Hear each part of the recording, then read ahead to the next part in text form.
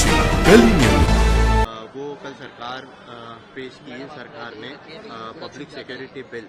कैसे देखते हैं इस बिल को? अपोजिशन लगातार विरोध कर रहा था।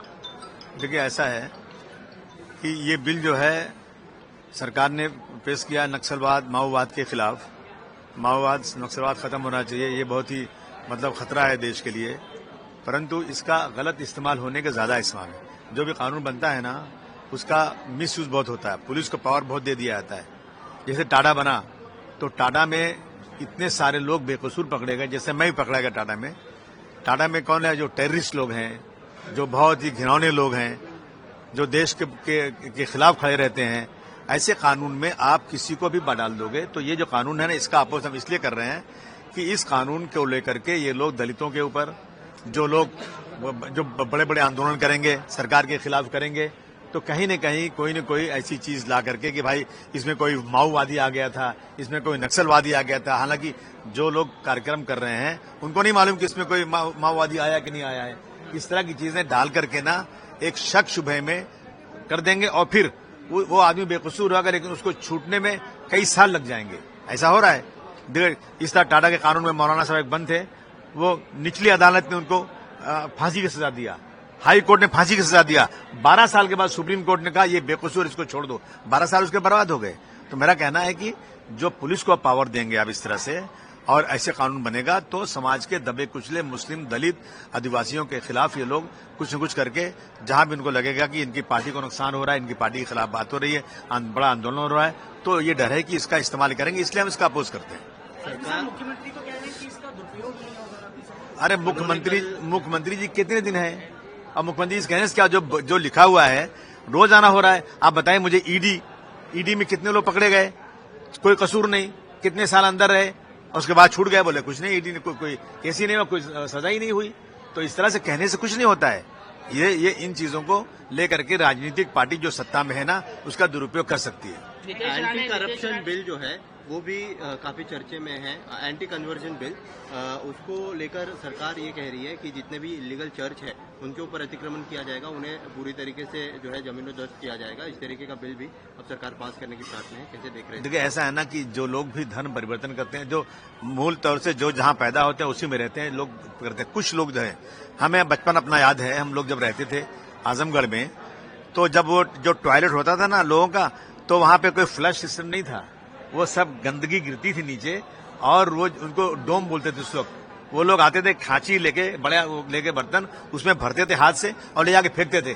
उससे लोग बहुत दूर रहते थे कि गंदे लोग। लेकिन उस जमाने में क्रिश्चियन और अंग्रेज लोग उनके घर में जाकर खाना खाते थे।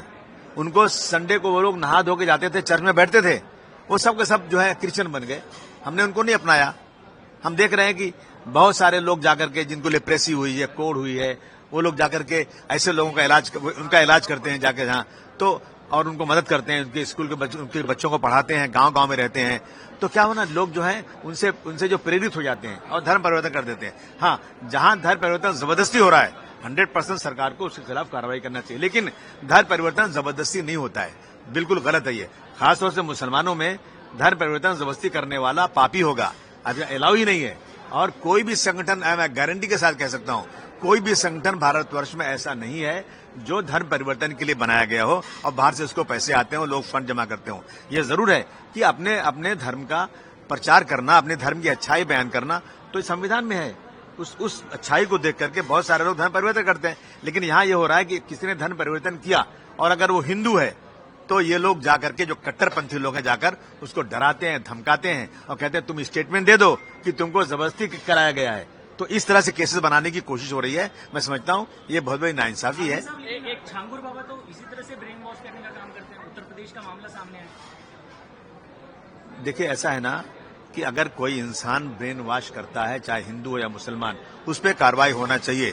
परंतु मैं ये मानने को तैयार नहीं हूँ कि किसी को इतनी भगवान और अल्लाह से प्यार हो गया है कि वो अपने धर्म को बढ़ाने के लिए इतनी मेहनत कर रहा है, और धर्म को बढ़ाने के लिए वो जबरदस्ती कर रहा है, और जबरदस्ती करने वाला पापी होता है। तो ये कैसे हो सकता है? गलत बात है ये। आप समर्थन कर रहे हैं एंटी कन्वर्जन बिल का? नहीं, देखिए, मैं समर्थन इसलिए नहीं करूंगा कि यहाँ पर जो है ना जबरदस्ती वाला मामला होगा।